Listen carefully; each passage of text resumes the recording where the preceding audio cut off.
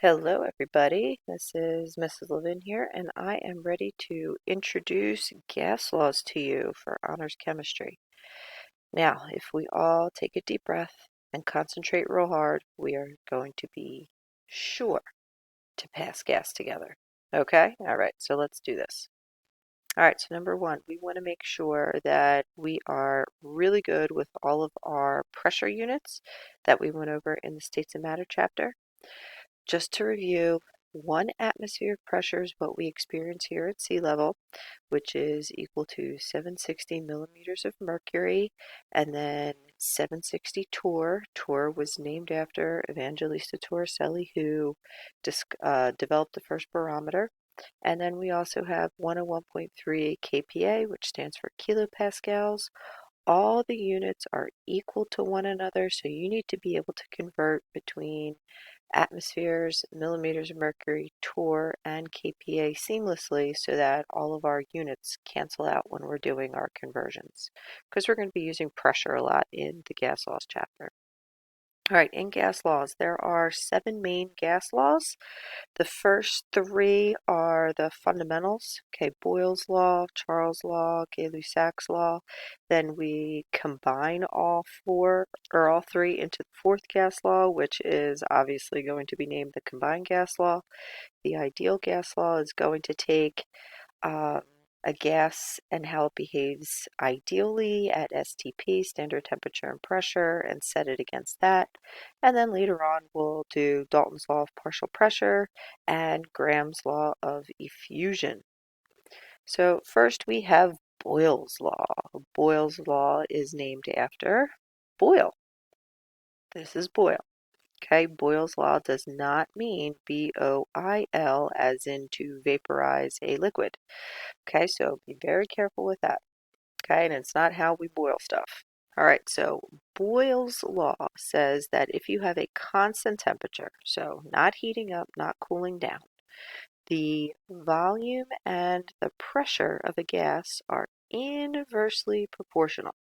So what that means is if you increase the pressure, the volume decreases. If you decrease the pressure, the volume increases. So that is a nice inversely proportional relationship.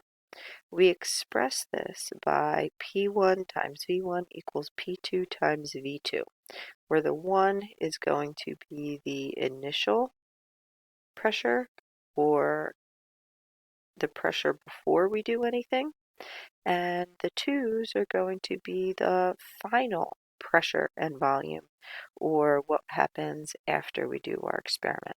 So if you have a syringe and it has a plunger and you fill it up with air and you put your finger over the top here and then press down on it, okay, if the pressure goes up, the volume of the gas will go down because gases are compressible. All right, so what are some important things to think of when we have Boyle's law? Okay, it is inversely proportional. So that means if you take pressure and you multiply it by volume, you will get a constant. So if you increase this number has to decrease in order to get the same answer. Whenever you have something that is inversely proportional, you need to make sure that those 2 units are multiplied by one another. Well, if you're multiplying on one side and the other, then you can end up seeing that there is a relationship because none of the gas is leaving and you're not heating it up. Okay, so in order to do that, important key things to remember.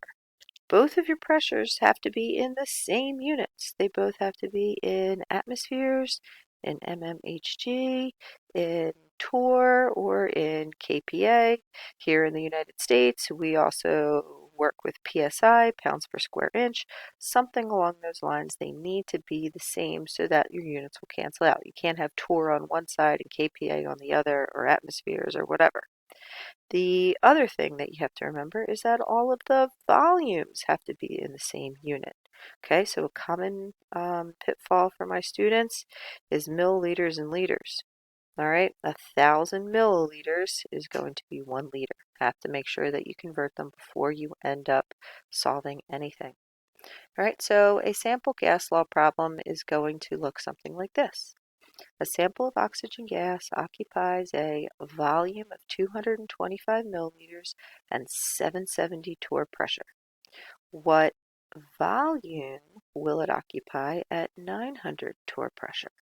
All right, I always tell my students whenever you have a word problem, which is quite often, let's be honest, okay, underline the number and the unit, and then use any context clues in the equation in the problem in order to help solve things out.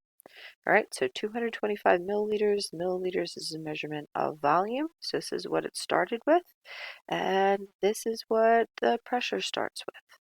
Okay, and then use the question word who, what, where, why, when, or how in order to figure out what is unknown. All right, so we don't know the volume, but we do know what the second pressure is. So even though it takes a little bit of time, it's really helpful if you write things down. P1 and V1. Pressure 1 is going to be 770 torr. V1 is going to be 225 milliliters.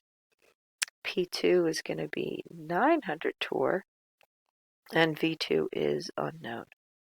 All right, so before we solve anything, let's see if we can figure out what we should expect from our number. All right, we start with 770 torr and go to 900 torr. That is an increase in pressure. Well, since this is Boyle's law and it is inversely proportional, when one goes up, the other goes down. So if my volume starts at 225, I should see that my new volume should be less than 225. So even before you solve it, you can kind of anticipate what your answer is going to be. So let's solve it and see what we get. All right, so we plug it in. P1 times V1 equals P2 times V2.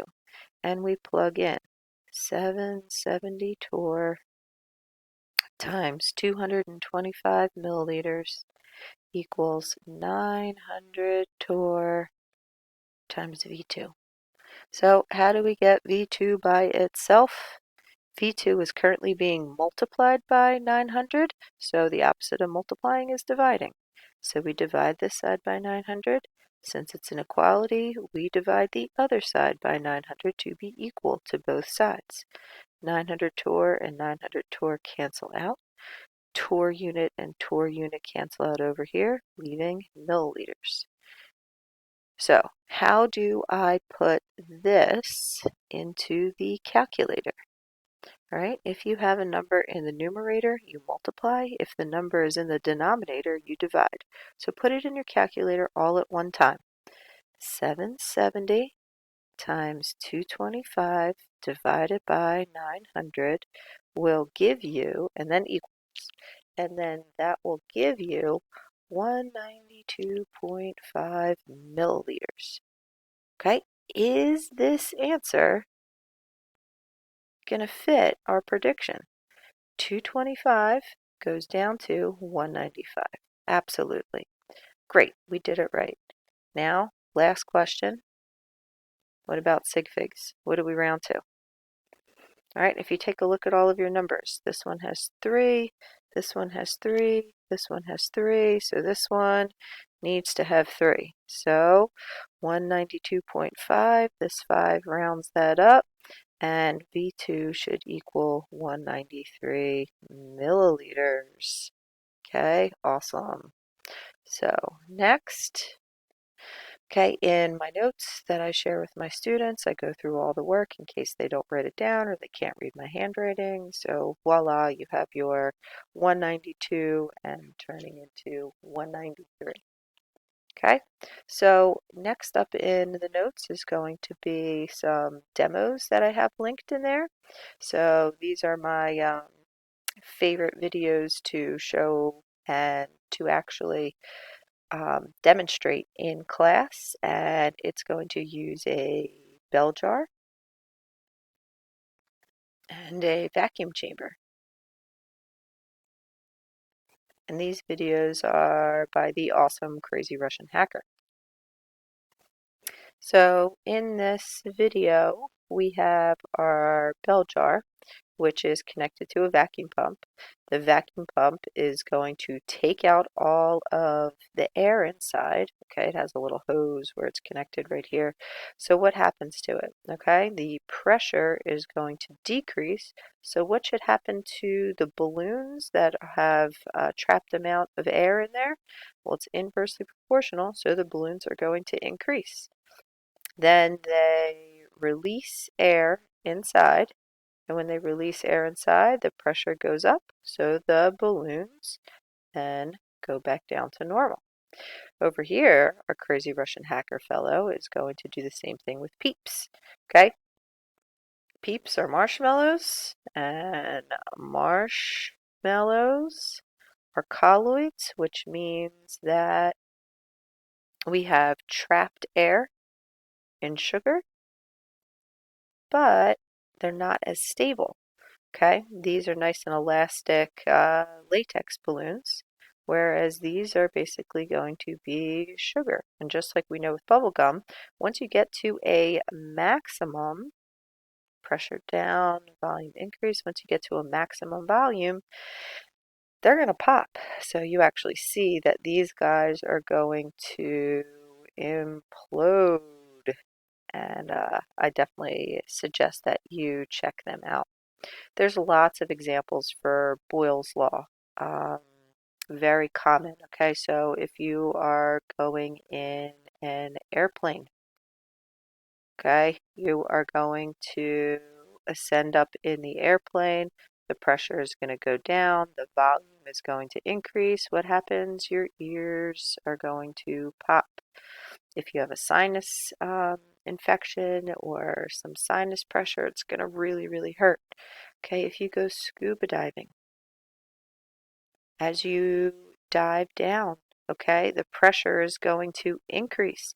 So what's going to happen to the volume? The volume is going to decrease, and you are going to have to equalize your pressure in your ears by swallowing to release that pressure that's going to be in your sinuses.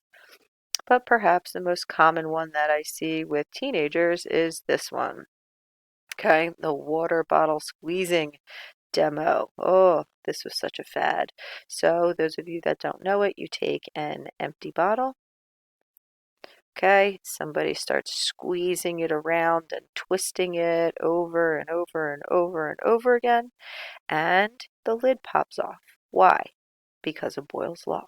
So what's happening while you squeeze? When you squeeze, the volume of the bottle is going to go down. So what happens to the pressure of the air inside the bottle? It is going to go off. So all you have to do is just loosen it a little bit here and pew!